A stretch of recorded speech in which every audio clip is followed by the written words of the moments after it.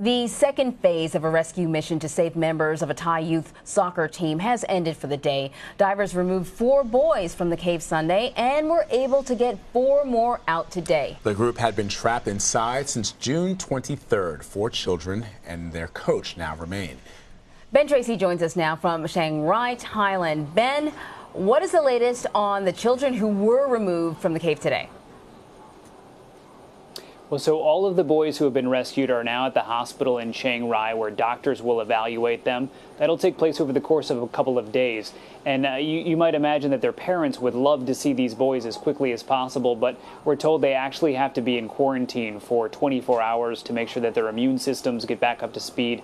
They don't want them to be exposed to anybody who may have a germ or a virus. That might not normally be a problem, but in this kind of situation, could be a problem to somebody who has a really challenged immune system. So the good news is they are there. We don't know their conditions. We have not been told about the 4 boys that were rescued today, what kind of condition they are in. So, Ben, today's operations took place relatively quickly, and we say relatively quickly because this is a precarious and treacherous rescue operation. But yes, it seemed to be a little bit faster than what had taken place before with the 4 boys who were rescued earlier. What was it about today that made that possible?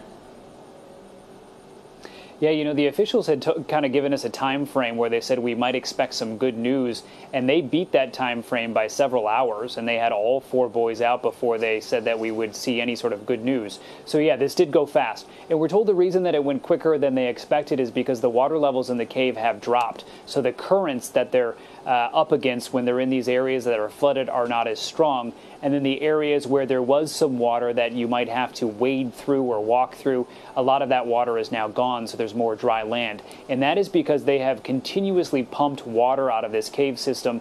And on the other hand, there's not been a ton of rain. Today's been very dry. There was some downpours yesterday, but they didn't last very long.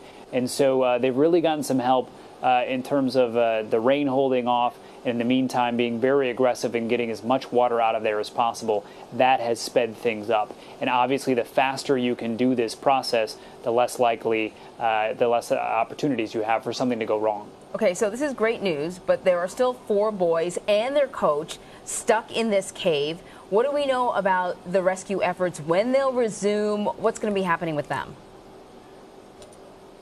Yeah, we should be cautious and say we're presuming that it's 4 boys and the coach. We don't know the identities of the 4 boys that were rescued today, or the 4 people that were rescued today, but we are assuming it's 4 more boys and that the coach is still inside.